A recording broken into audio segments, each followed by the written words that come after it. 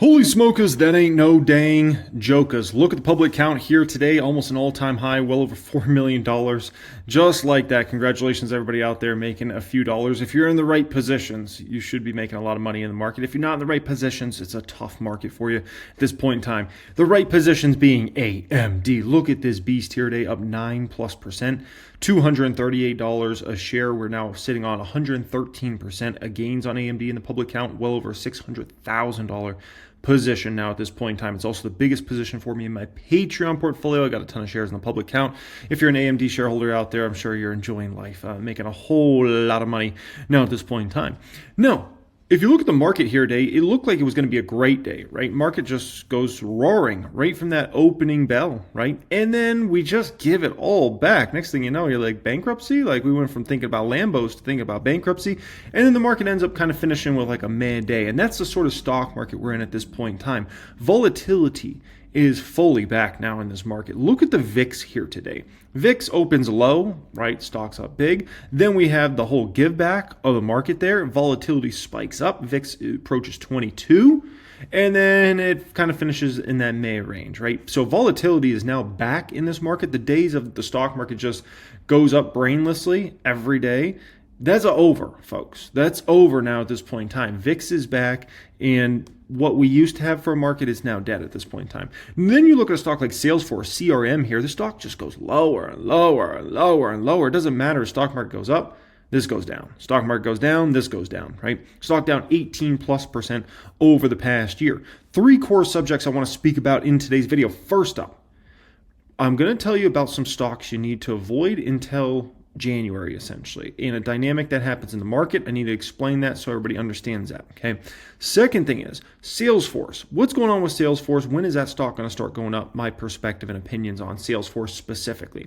Third subject, I'm going to give you 3 grade A stocks that everyone out there must own in my personal opinion. Got to own at least 2 of these 3, but honestly, all 3 are a buy. One thing and one thing only I need from you guys, if you could please just smash that like button on the video. If you can just hit that thumbs up, that's all I need from you. Please just do that.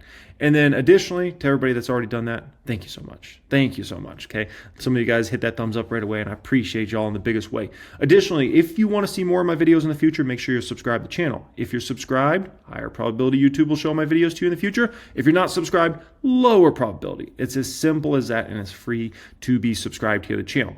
Additionally, want to let everybody know, this is the first time I announced this on the main channel, but starting January 1st, 2026, it will be a minimum of $100,000 net worth to get inside my private stock group. So we're moving that up. We've now are over 2,500 members in the private group. So I'm trying to limit that amount a bit. And so we're taking you up to, you must have $100,000 plus net worth. So if you are somebody that wants to get in my private group, you have less than $100,000 right now, you got a little bit of time here to go ahead and do it, okay? That will be the pinned comment down there. And to apply to join us in there, access to all my course curriculums, a private Discord chat, exclusive weekly videos, all that good stuff, plus all the moves I'm making on my $4 million public account there as well, okay? Keep in mind, I just got this sent to my house today. This is our new lifetime access member cards. Yes, baby. That's a thing of beauty right there. So now if you join the private stock group, you get a lifetime membership. You're going to receive your 1000X Steel card. You'll receive your regular private stock group card, and then you'll receive a lifetime access card. If you're an OG lifetime member and you want to receive one of those cards, reach out to Trevor. He can send you one of those complimentary, okay? Alrighty, guys. Let's get rolling here. First up here, some stocks you need to avoid and why. Well, listen. If you look at the market this year, right, the S&P 500 is up about 14.5%. It's been a good year. It's been a good past year for the S&P 500. There's no debating that, right? Like, this isn't a great year. It's not like this is like, whoa, this is some insane year. S&P 500 is up 20, 30% over the past year.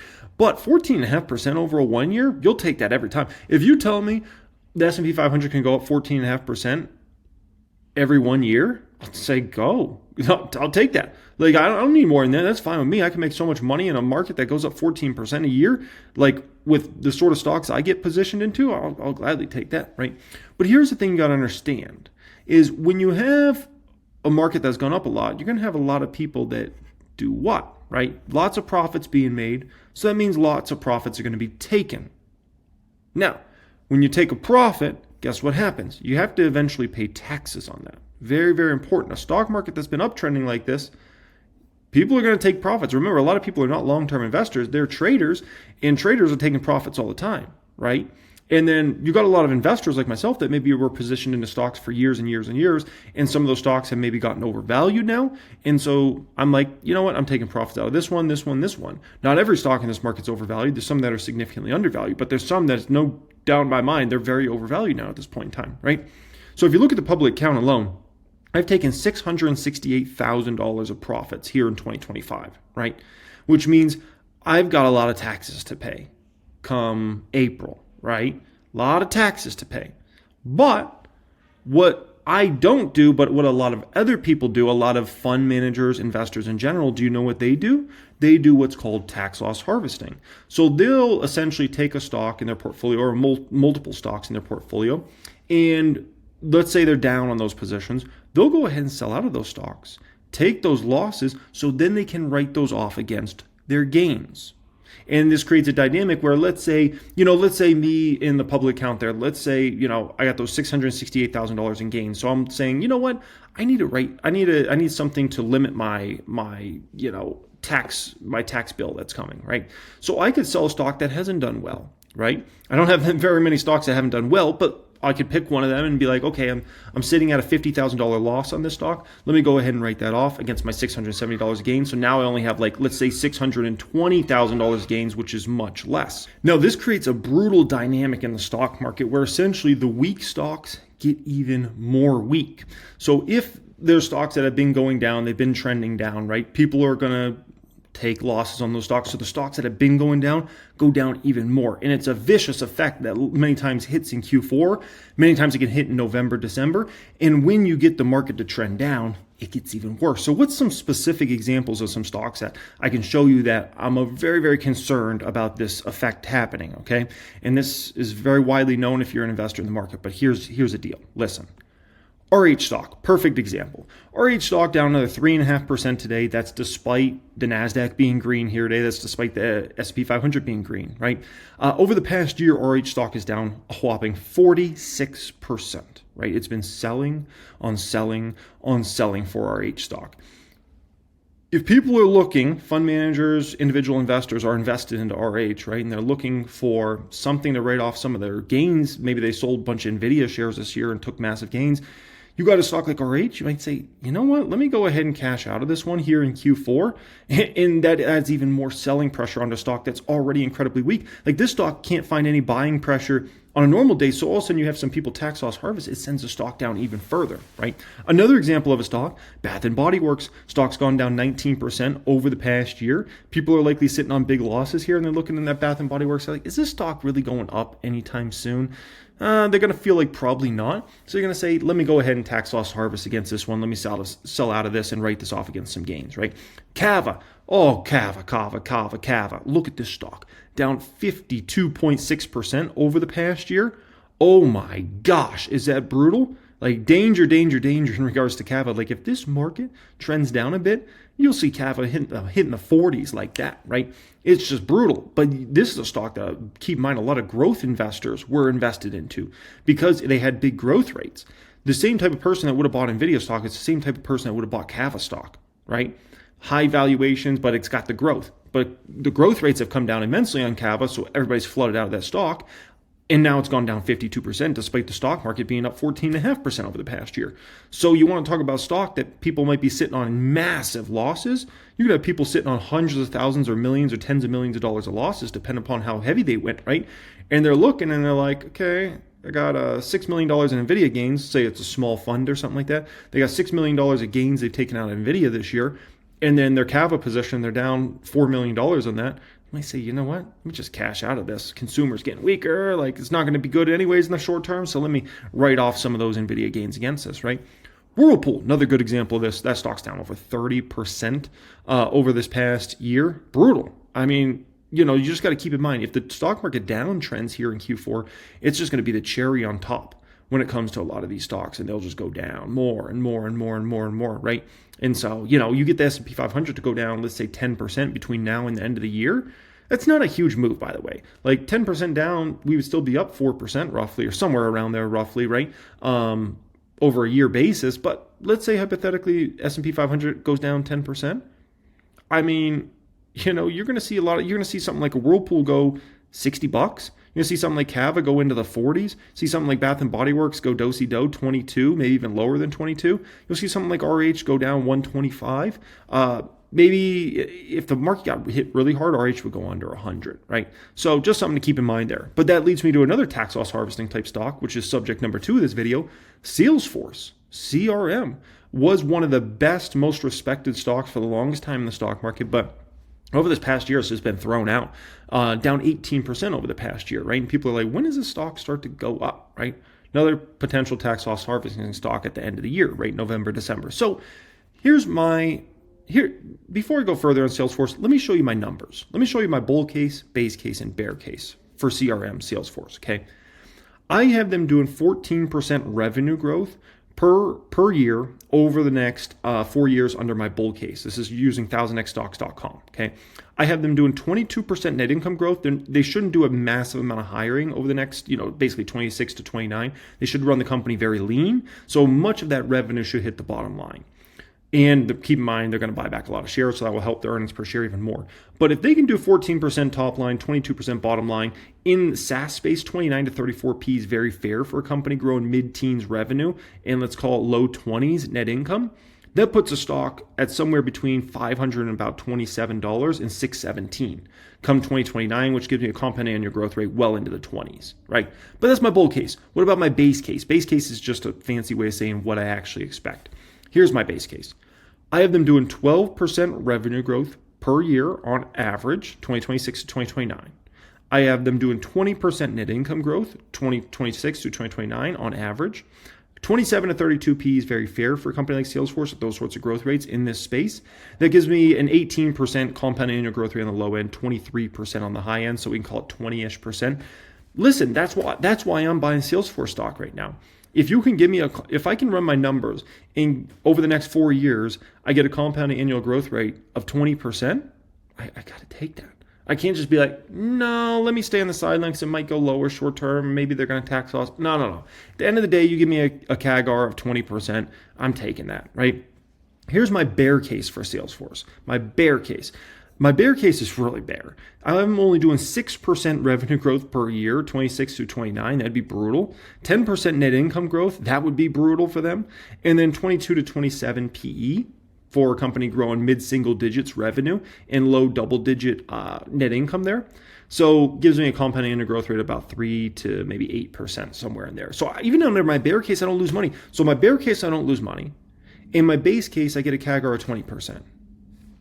Salesforce is a buy. There's just no debate. There's no debate. So the next question is, when does Salesforce stock start to go up, right? Because that you're looking at this and you're like, okay, this is great. Like, looks like a screaming buy. Looks like a great stock to buy and be loading up on shares over this next 6 to 12 months. But when does it actually start to go up? Do we have to wait till 2027 for it to go up, or 2028 or 2029?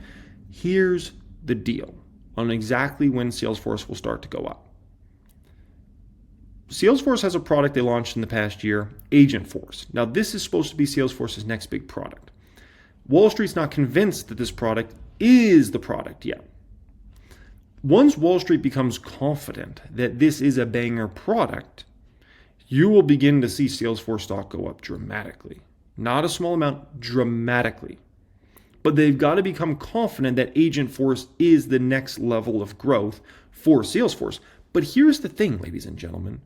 We already have some proof in regards to this. Let me show you this, and this is important for you to understand this next point I'm about to make in regards to finding the next great opportunities in the market as well. Look at this.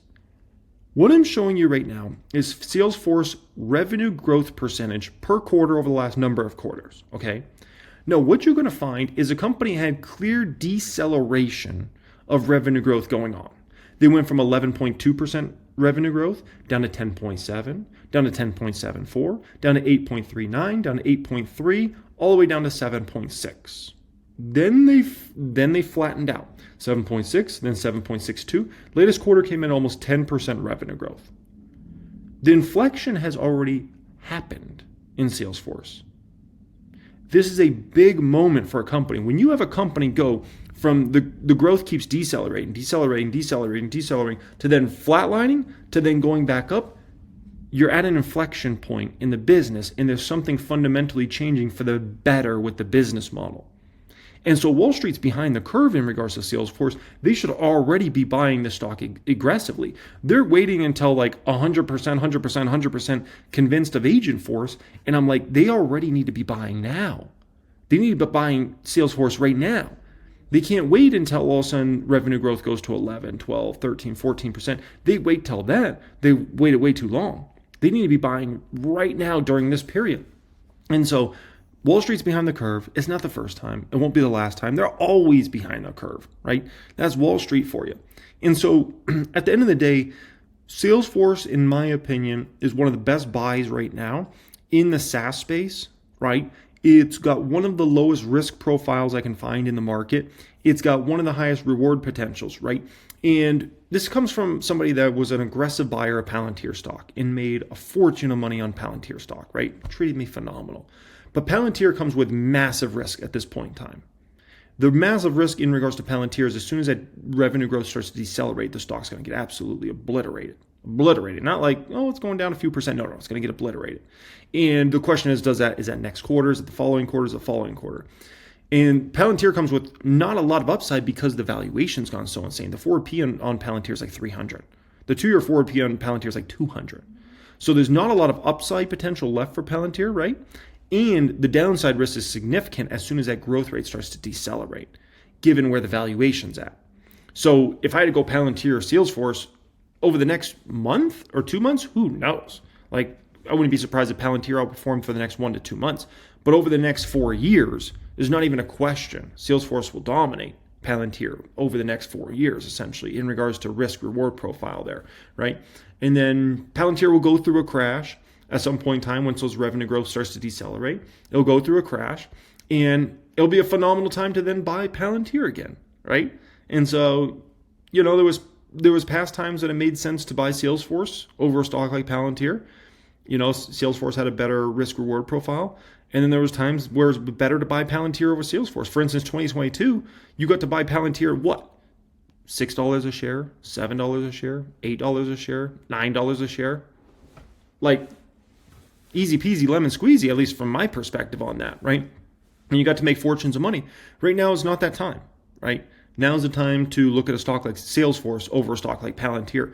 And I wouldn't even mind cashing the rest. I'm holding Palantir for now just in case revenue growth went to like 70 or 80% or some insane number that I don't foresee happening. But if it did happen, I'm holding some shares for right now.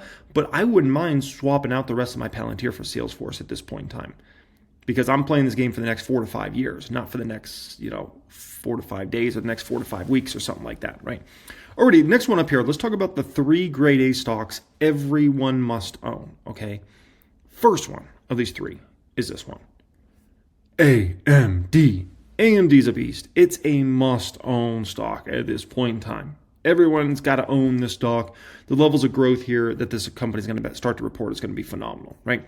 Now, in regards to that growth rate, obviously we've had this initial move in regards to AMD, right? And it's been beautiful, and congratulations to everybody that's made some money. I hope you made a whole lot of money in AMD so far, right? It's been beautiful. But keep in mind, this is just the beginning. How is it just the beginning? If you look at analyst estimates, right? Now we're looking at 1000xstocks.com. We're compiling what analysts are expecting for this company as far as revenue growth goes. 28%. Next year, revenue growth 20%. Where are they getting these numbers? I'm like, analysts are crazy clueless. If you look at almost all these analyst projections, they're projecting revenue growth. I mean, I've seen some lower in the 15 range. I've seen some like in the 20s. I don't know where they're getting. I don't know if they're even paying attention to what's going on with AMD. I'm going to be completely honest with you guys, because this company's going to way outgrow these sorts of numbers. Look at this. I'm showing you now on a quarterly basis. So the quarter they're about to report here in the next few weeks, analysts have them only growing revenue 28%. Keep in mind, this quarter is actually going to start having the 355 numbers in there. This is huge for AMD, right? The next quarter is going to have 355 numbers, and the next quarter as well. Them only do 19 and 19% revenue growth. And the other parts of their business are also inflecting better now at this point in time.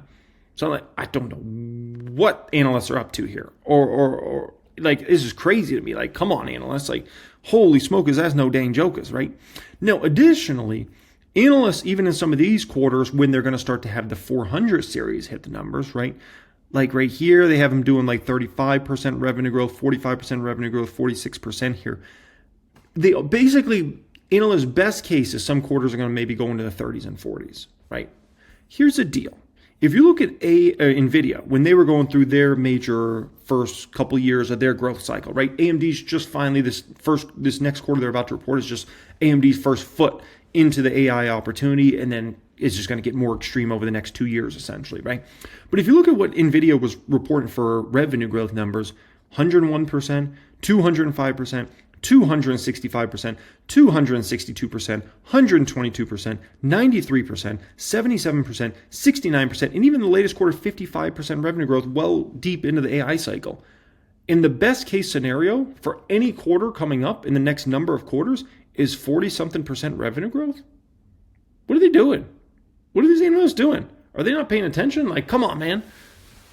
Like we already have a model built here to show us rough revenue growth rates, right? Now, you might think, oh, AMD is not getting to 265% growth. They're not getting to 262. NVIDIA is a 101, right?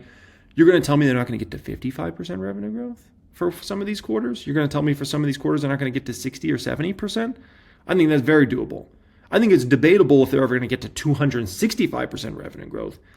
I don't think it's that debatable that they could get to these sorts of numbers at least, right? And so analysts are way, way too bearish on this, right? And while I was actually prepping this video, I had Fast Money on my phone and Dan Nathan talking down AMD, talking up NVIDIA, making bad points in my opinion. I always like it when I go against the stock Dan Nathan's, against. I always feel good about that.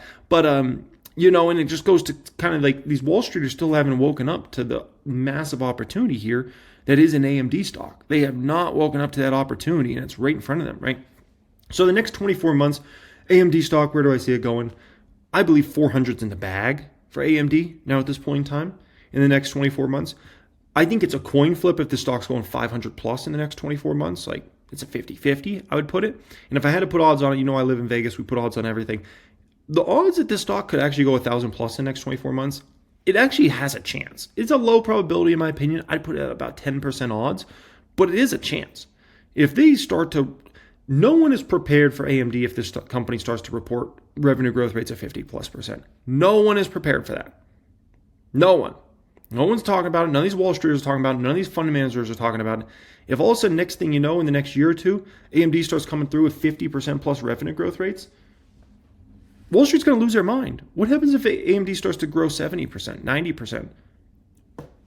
Or what happens if they get to NVIDIA type numbers, 200%? I'm not banking on that. But what if it happened? No one's ready for this, man. No one's ready for this. And so when you look at AMD, you're like, could there be a lot more opportunity here? The answer is absolutely, okay?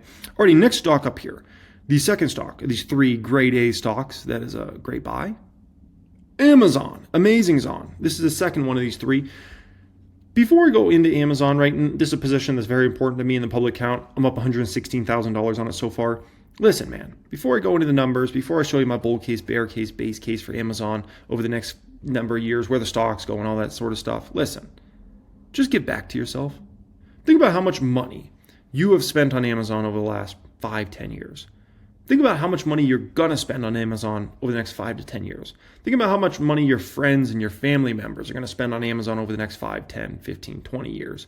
Think about how much money all the businesses and companies that use AWS, that you use AWS as their backend, right, and their cloud provider, and how much money Amazon makes off of all those folks. Like, just think about all this for a moment.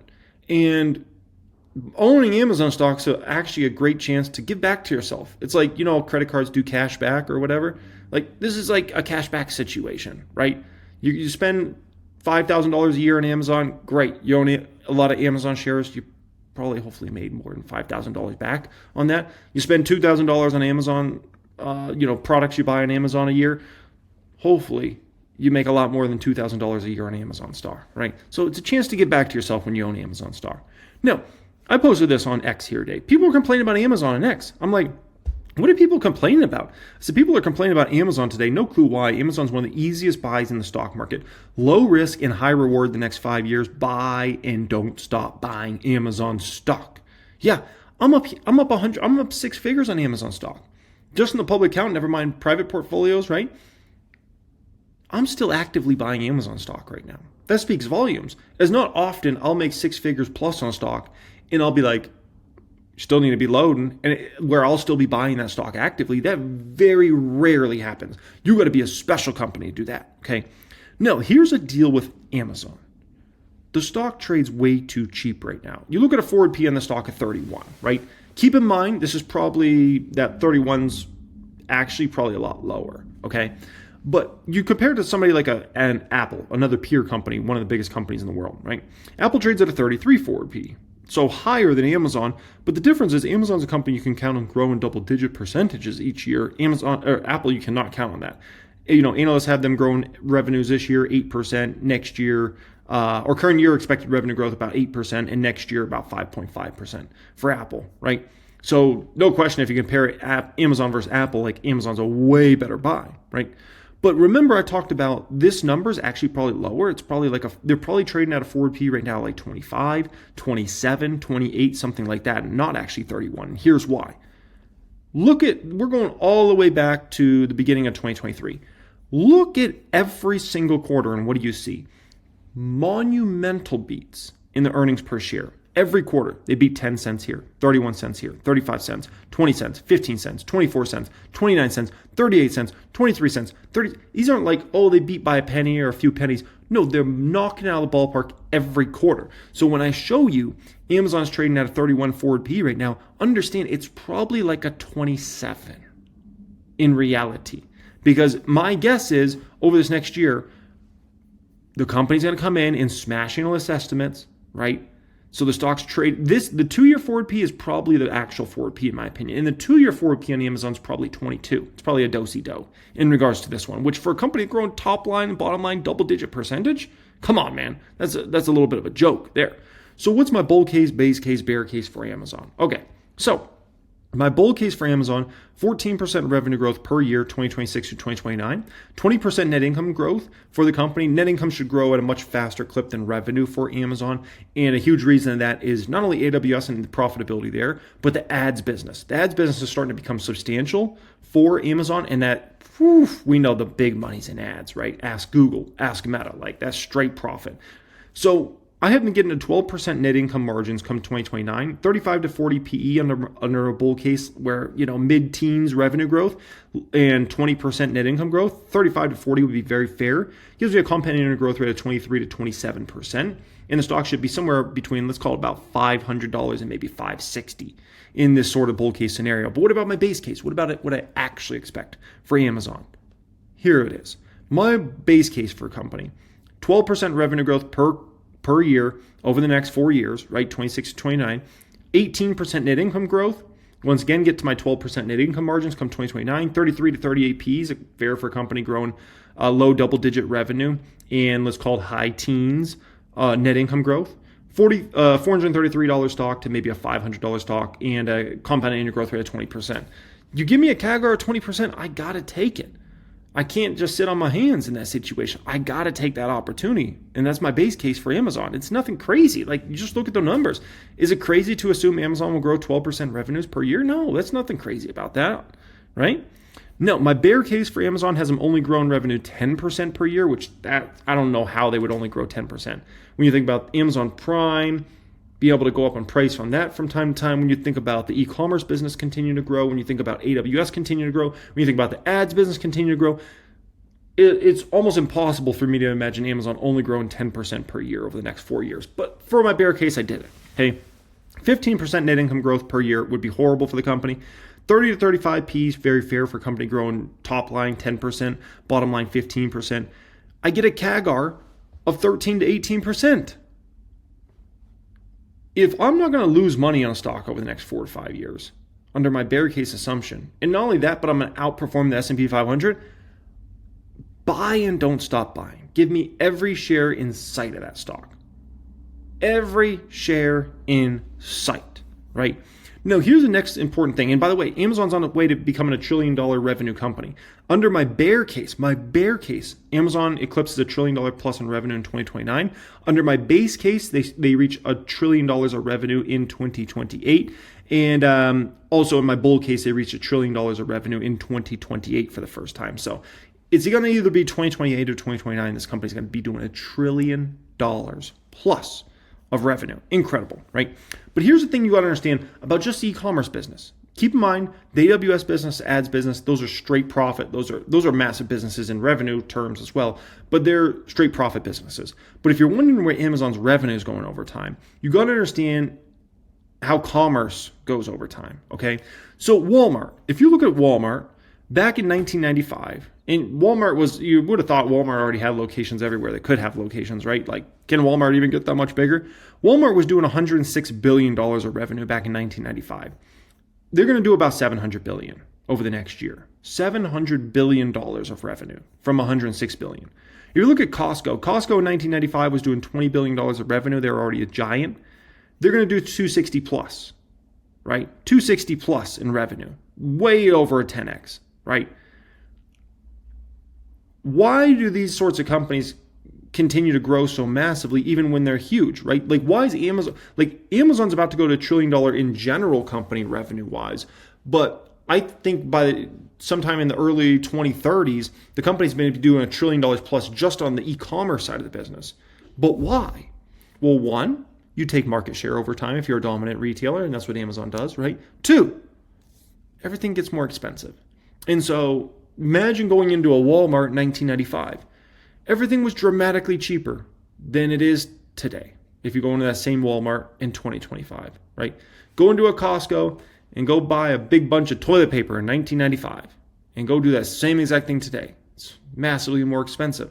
So the revenues go up over time, the profits go up over time, as long as the profit margin can stay the same, right? Because if you sell something for $1 and you got a 50% profit margin on that, you make 50 cents of profit. You sell something for $10 and you get a 50% profit margin on that, you make how much? $5. It's beautiful. Isn't that beautiful? It's a beautiful, man. It's a beautiful thing, okay? So, moral of the story is, buy Amazon. Don't stop buying that stock. That's just the greatest gift of an easy money stock, okay? Alrighty, folks, number 3 of these grade A stocks, they all begin with A. And then, so if you're wondering why am I calling them grade A stocks, grade A income statements, grade A balance sheets, and they all start with an A, okay? But this one's controversial, and it shouldn't be controversial, but it is a controversial stock out of these 3. It's probably the most controversial. You know what it is? It's Adobe. This stock has been awful the past year, down 34%, and this could be another tax loss harvesting stock over the next 2 months, so watch out. Like, this one could continue to sell off short term, right? Because people are, my guess is funds, everybody that's bought Adobe stock's basically sitting on massive losses. Like, if you bought Adobe stock at any point in the past many years, you're sitting on massive losses. So that's a lot of individual investors, and that's a lot of funds. That's a lot of investment funds, right? Now, when it comes to Adobe, you look at their latest quarter, like, business is phenomenal. Like, they had 10% year over year revenue growth on a constant currency basis. They had 14% non-GAAP EPS increase. Like, this is phenomenal. Like, there's nothing to be ashamed of here, right? Very impressive numbers for the company. Now, in regards to everybody that uses it, right? Business professionals, consumers, creatives, marketing professionals, and things like that, right? The big worry about Adobe is they're being disrupted right now because of ChatGPT, Google Gemini, all these other products out there, right? That maybe can make images for you, videos like that and things like that. And you've seen some of the like teaser videos and like the hype videos around these ChatGPT and Google and things like that. And it's like, oh, that looks good. Those images look good. Those videos look good. Listen, I've been testing these products and it's just crap, man. It's like generic AI slop, I call it. Okay. At the end of the day, if you need to make a great image for your company or business or a piece of creative content, listen, you got to use Adobe's products still, right? Or something that is similar to Adobe's products. You can't just rely on AI. You can't say to ChatGPT, please make me a blah, blah, blah, blah, blah, blah, blah, blah. No. It's going to do a far worse job than what somebody that's good in this field would do. I mean, even somebody that's bad in this field might do better than these AI products as far as all that goes right now. Like, if I need to make a new web page design yeah, like you still need a professional to do that. And everything across the board, images, videos, all that sort of stuff. So like the products are cool that are out there, but you still need an actual human to really do this stuff on a high level. Otherwise, it just comes across as like generic AI slop, and it's not at a high level. So the whole worry about like, oh, Adobe's doomed, I just don't think those people that are calling it are actually in the field and actually testing these products out, right? So something to keep in mind there. What about my bull case, base case, bear case for Adobe? So my bull case for Adobe has them only doing 10% revenue growth per year over the next 4 years. That's my bull case. Think about it. I'm doing 10% revenue growth for a bull case for Adobe. It's nothing crazy, right? Net income growth at 12% for the company. 25 to 30p would be very fair for a company growing 10% top line, 12% bottom line. That gives me a CAGR well into the 20s off of a little 10% revenue growth per year. That's a pretty attractive stock, right? Here's my base case. This is what I actually expect for Adobe. I expect them to only do 8% revenue growth per year over the next number of years. Very conservative. 10% net income growth on average over the coming years. 23 to 28p is pretty fair for Adobe in that situation. Gives me a CAGR of 16 to 22%. These are very modest expectations I have for Adobe. And I still get great CAGRs, right? Now, if they can amp it up a little bit, we're talking things will be much better. My bear case for the stock, I am only doing 2% revenue growth. This would be brutal, and 2% net income growth. In that sort of situation, I would lose a little bit of money over the next few years, right? So at the end of the day, like when I run my Adobe numbers, like the stock's a buy, right? I can make an argument that AMD and Amazon are better buys, right? But at the end of the day, like, you know, if you want to be diversified here, and keep in mind, if Adobe has better growth rates than what I have here, my base case is at 8%, that CAGR will move up significantly. If they actually do 10 or 12 or 14% revenue growth per year, right? Let's say they knock it out of the ballpark with their products and services over the next few years, they're able to continue to go up on current customers. Like we could be talking about the CAGR is actually well into the 20s, if not the 30s over the next few years. So just something to keep in mind in regards to Adobe. But look at the charts feature on 1000X for Adobe. If you had to tell me, show me a perfect stock, Jeremy, I would show you Adobe. Look at the revenue. This is where their revenues trended. This is where their revenues expected to trend. That's perfection. Look at the gross margins of the company. Look at the net margins of the company. This is perfection, ladies and gentlemen. Look at the earnings per share, where it's gone and where it's going over the next over the next 12 months. Unbelievable. Look at the free cash flow on a trailing 12-month basis and where that's trended. Look at the operating cash flow and where that's trended. Look at the operating income and where that's trended. Look at the shares outstanding going down, down, down, down, down. That's exactly what you want to see as a shareholder. Like, I don't know what to say other than Adobe is one of the most perfect stocks you could ever see. And so unless they actually end up being massively disrupted, until that day, like this is one of the most perfect stocks literally in the market, just on a numbers basis, right? Now, I want to leave you with this here. I posted this on X 3 days ago. If you don't follow me on X, it's always linked in the description area of all my videos, by the way. I post quite a bit on there, including several posts today. So let's start preparing for 2026. Fireworks here at the end of 2025, but we need to already be on to 26 mentally. We must grow our wealth every year despite market conditions. Not always easy to do, and that is fine. We don't mind putting in the work. We can grow in 2026. That's sort of no prisoners approach we have to take to the market. We're going to grow regardless of Trump, tariffs, Besant, Fed, blah, blah, blah. We're growing. We're growing our wealth every year regardless, okay? And if you like to put in the work, all that good stuff, join my private stock group, get access to all the course curriculums, get everything that I have up here downloaded to your brain. And once again, if you have less than $100,000, you better get in there ASAP because, obviously we're making changes starting in January 1st, okay? All right, guys, much love and have a great day.